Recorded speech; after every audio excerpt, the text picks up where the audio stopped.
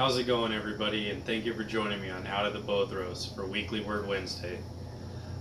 This week I'm going to do something a little bit differently. We're still with the Son of Man series, so we're going to go ahead and stay on that topic.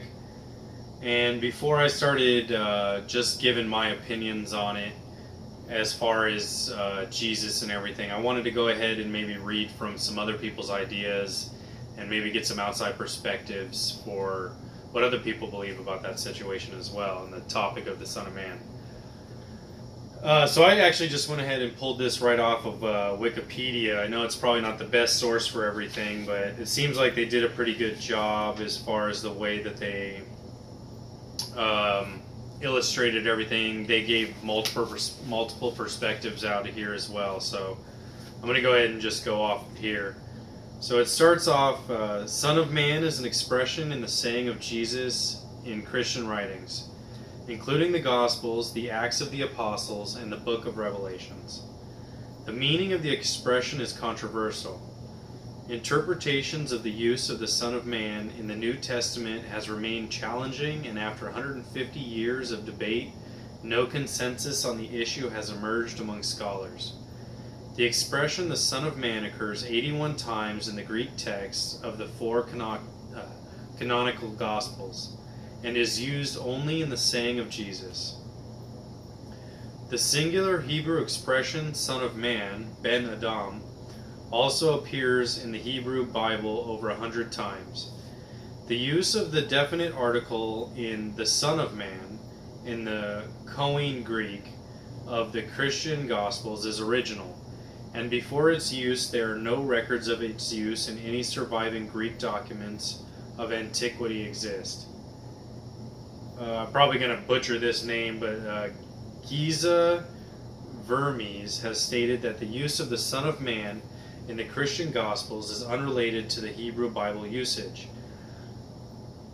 For centuries, the Christological perspectives on the Son of Man has been seen as a possible counterpart to that of Son of God, and just as Son of God affirms the divinity of Jesus in a number of cases, Son of Man affirms his humanity.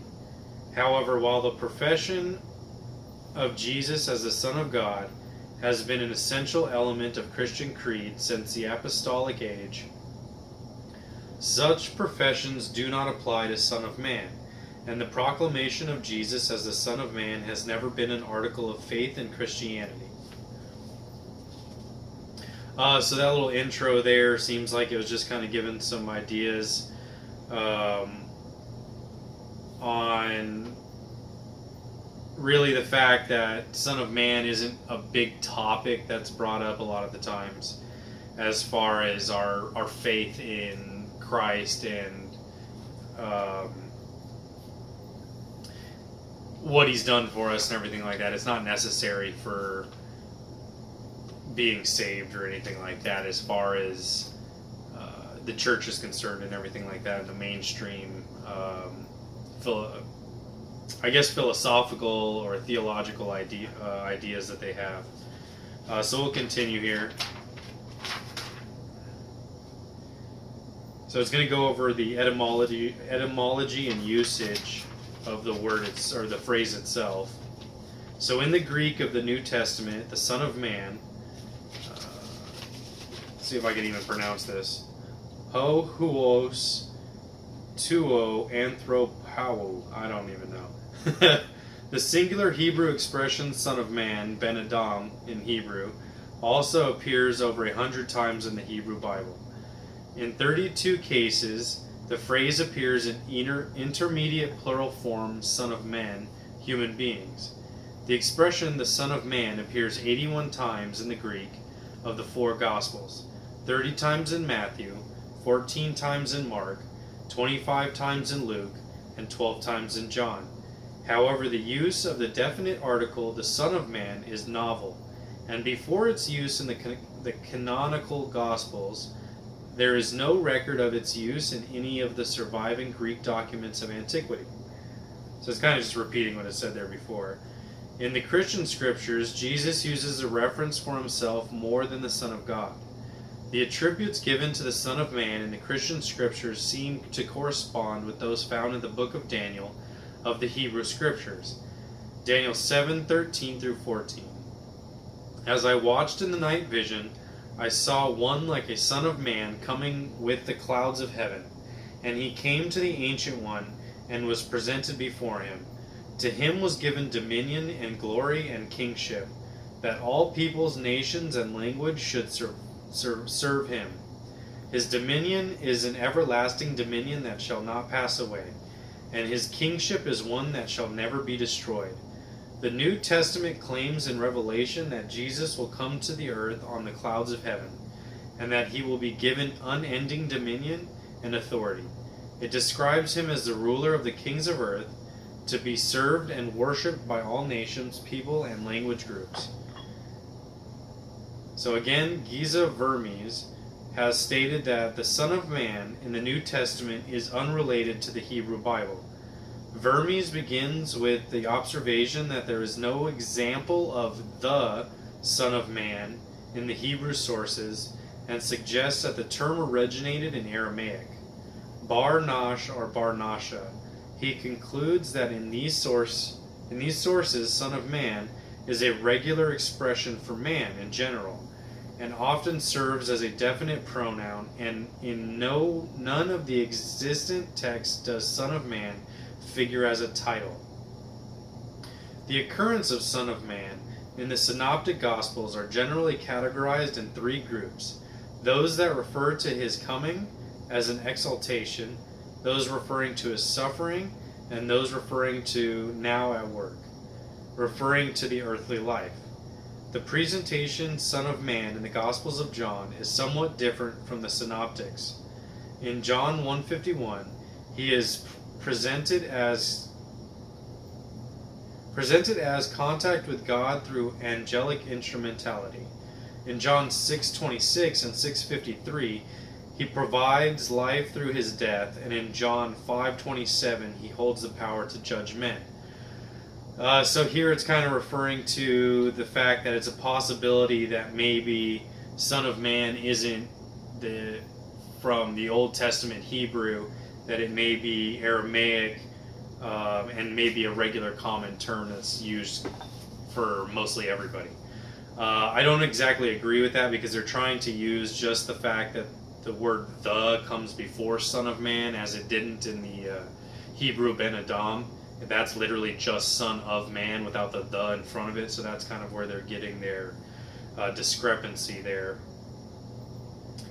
And then it's also saying here that the reference may be in part just to Daniel, but as we can see, if we kind of remove that discrepancy with the word "the" in front of it, there's the possibility that the older examples of Son of Man are actually reflections of a piece of who Jesus is as Son of Man also during these times.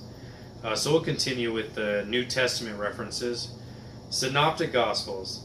In Matthew 8:20 and Luke 9:58, Jesus states, "The foxes have holes and the birds of the skies have nests, but the Son of Man has nowhere to lay his head." This phrasing seems to tie in with the Old Testament prophetic expressions used by such prophets such as Ezekiel, and it shows Jesus' understanding of himself as the man that God has singled out as a friend and representative. In Matthew 18:11, Jesus refers to Son of Man came to serve and states, "For the Son of Man is come to save that which is lost." In the Gospels of Mark 10:35 through 45, this episode takes place shortly after Jesus predicts his death.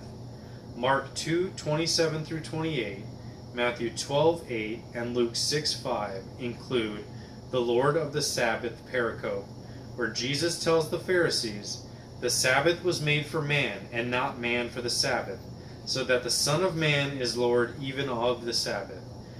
Christians commonly take the phrase Son of Man in this passage to refer to Jesus himself. In Matthew 12:38 through 42, Mark 8:11 through 13, and Luke 11:29 through 32, Then some of the scribes and Pharisees answered, saying, Teacher, we want to see a sign from you. But he answered and said to them, An evil and adulterous generation seeks after a sign, and no sign will be given to it except the sign of the prophet Jonah.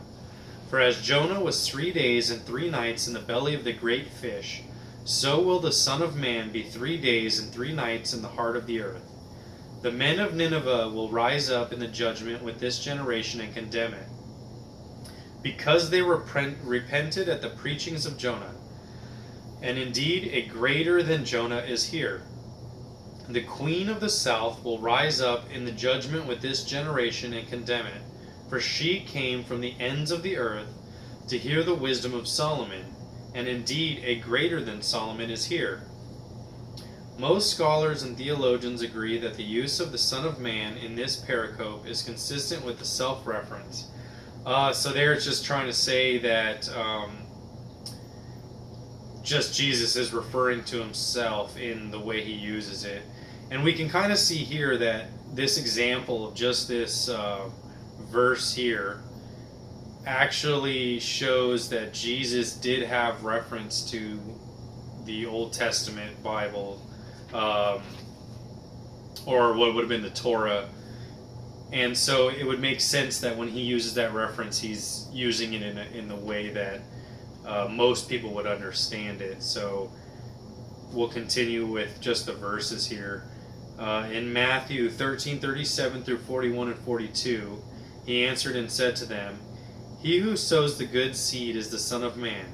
The Son of Man will send out his angels, and they will gather out his kingdom all things that offend, and those who practice lawlessness, and will cast them into the furnace of fire. There will be wailing and gnashing of teeth.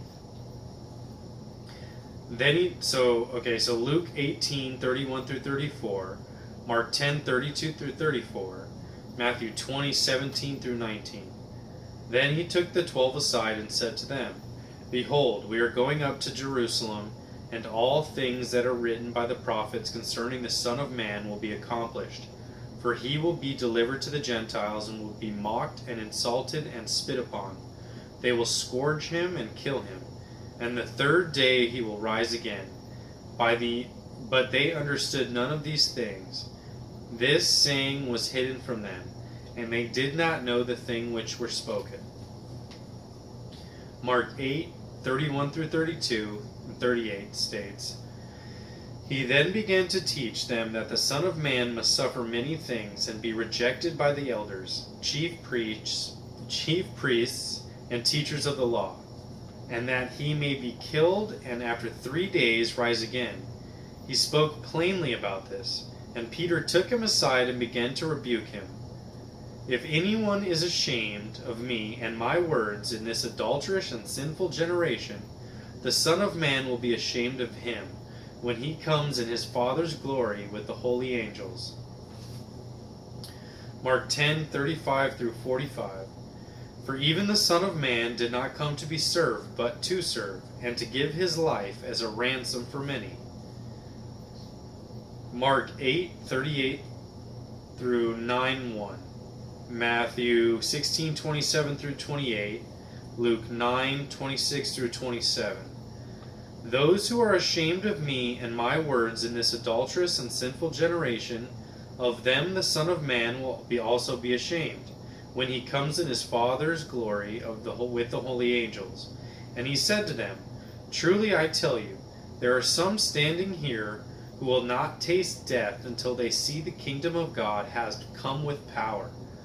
Okay, so these two references here kind of keep restating the same thing about those who are ashamed of me and my words. So these verses seem to kind of refer to, as I personally think,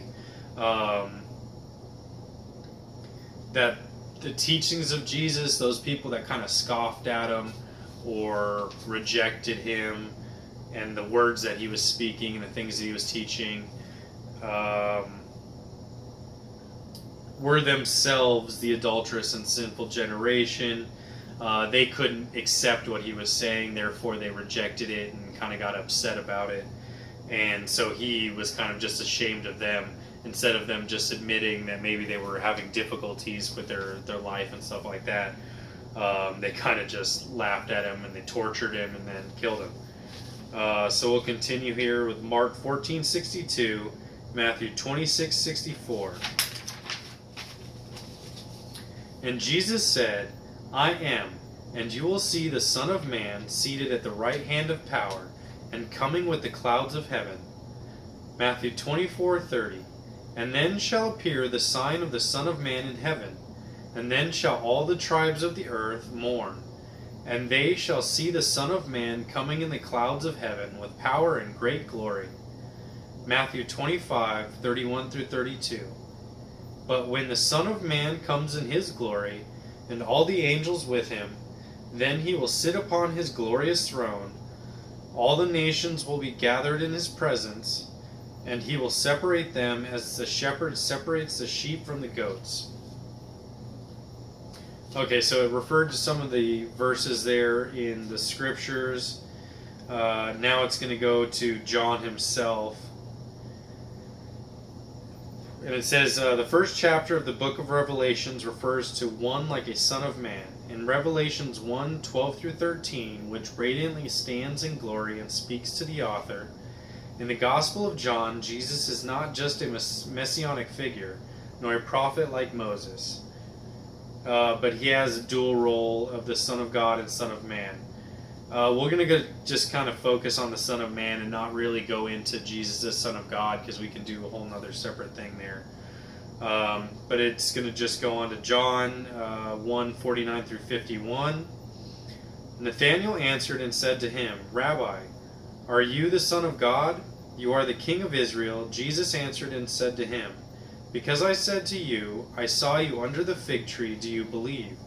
You will see greater things than these. And he said to them, most assuredly I say to you, hereafter you shall see heaven open and the angels of God ascend and descend upon the Son of Man. So we see just kind of more references here throughout John's Gospels. And then it goes into the Acts of Apostles. And really here it just kind of doesn't state any more references other than just Jesus kind of referring to himself as the Son of Man. And then the next goes into some of what the interpretations are about that. So this is kind of the more important part about what other people are actually kind of debating about as far as what the Son of Man means and what the importance is as far as Jesus referring to himself and bringing it up in the first place. So the interpretations of the use of the Son of Man in the New Testament has proven to be challenging. It refers to James D.G. Dunn and another Dilbert Burkett as prime examples of debate upon the interpretations here. So it says back here that the earliest fathers of the church relied on the Greek expression interpreted son in a parental sense as like God being Jesus' father directly, which he does refer to, but we also understand that God is the father of pretty much everybody here, and anyone who accepts God and what his will is and does their best to follow his will. As far as you guys might have to read the Bible yourself and kind of interpret what you guys think that is, as far as kind of directing yourself and guiding yourself, because if you only go off of what other people's interpretations are, then you may miss the point entirely and just kind of not exactly be directed by what you personally believe, and you're just following the herd kind of for the most part, which isn't necessarily a bad thing if you find someone who's actually discussing the Bible itself and getting into topics and debates that maybe most other people wouldn't get into, as far as helping you understand what their interpretations are and everything like that.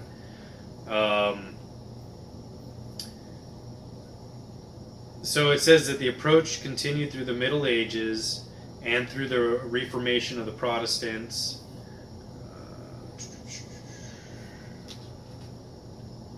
So a lot of people are saying that it's just seen as the expression of humanity of Jesus and him referring to himself as being human.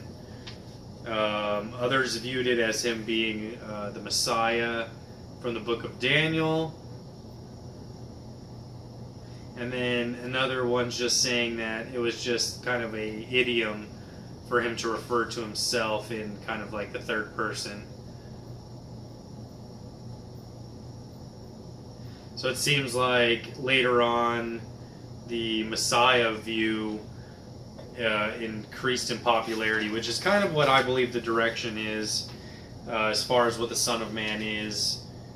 Because really it's stating here not Son of God as far as the reference to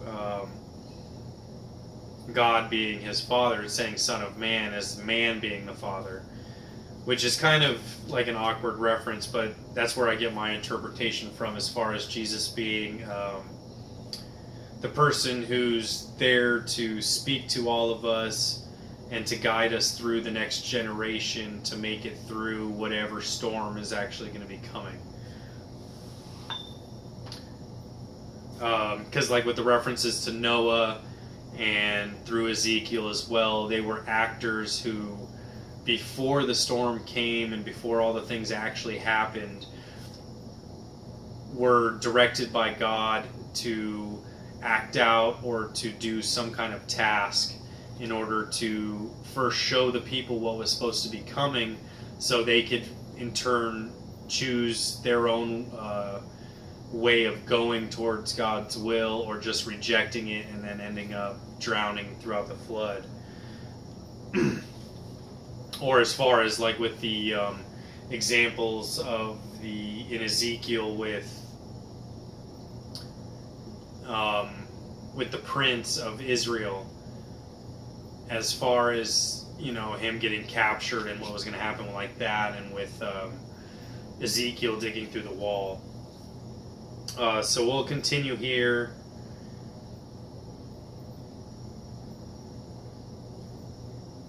And then it seems that later on in the 20th century that the idiom side of him referring to himself came to be the most accepted interpretation.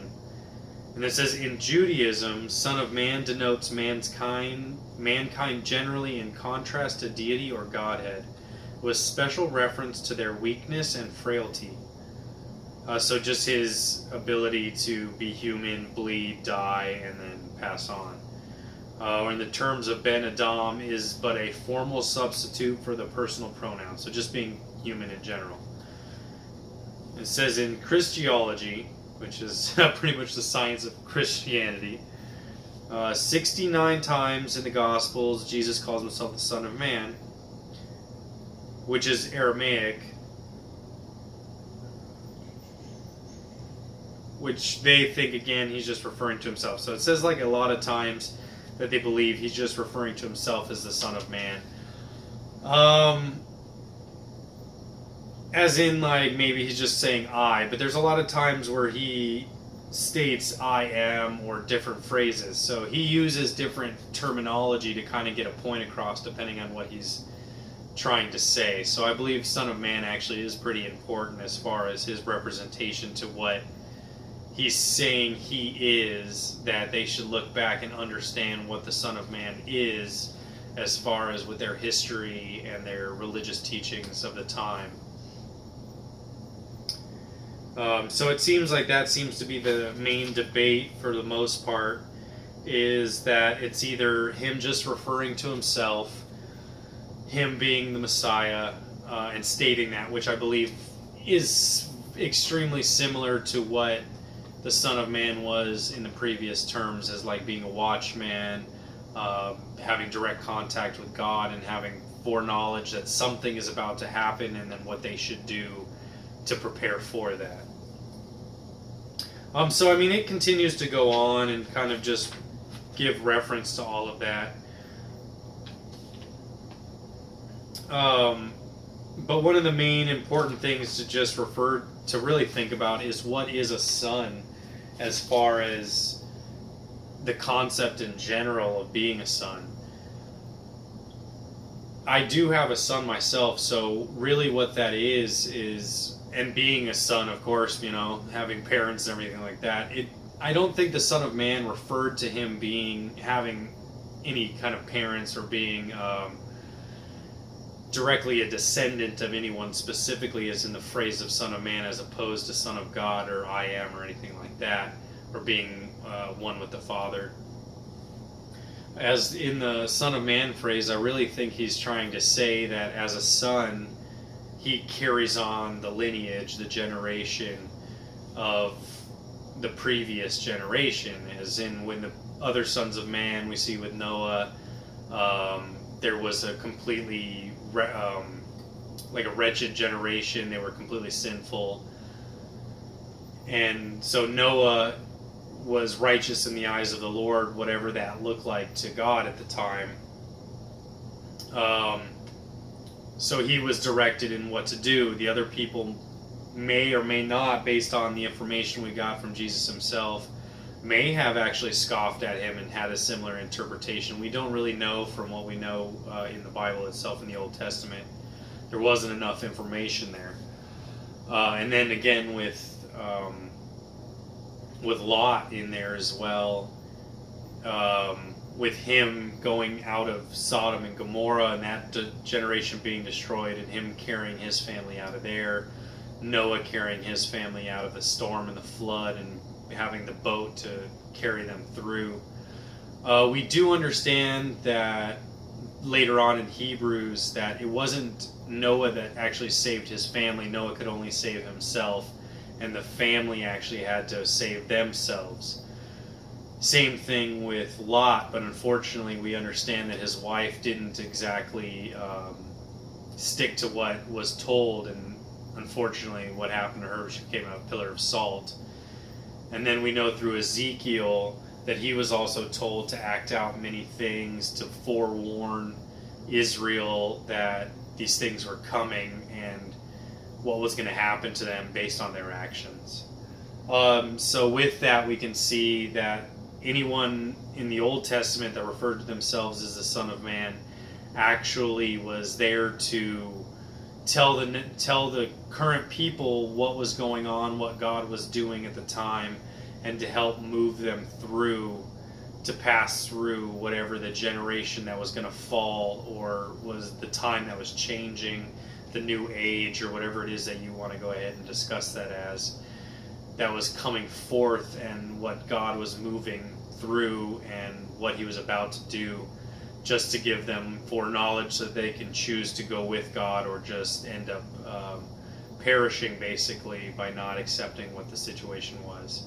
So we're going to go ahead and close with that, and I hope you guys got a little bit of some understanding of what maybe some of the interpretations are with the Son of Man. And if you guys do have any questions or any thoughts before we go into more in-depth study in the four Gospels, and then carry on with more studies on the Bible and everything like that, and studying Jesus himself. If you guys do have any questions or comments, just go ahead and leave them in the comments section, and then if you guys do get the chance, go ahead and subscribe as well to the channel. Hope to be hearing from you guys soon. Have a good one. Thank you.